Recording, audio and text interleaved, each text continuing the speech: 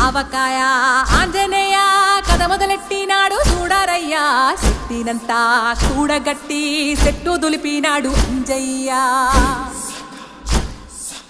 ఎర్ర ఛాయ కోతి అవతార వెంటమాయ కత్తి సేత పట్టకుండా కాయ కోసినాడు కపిలయ్య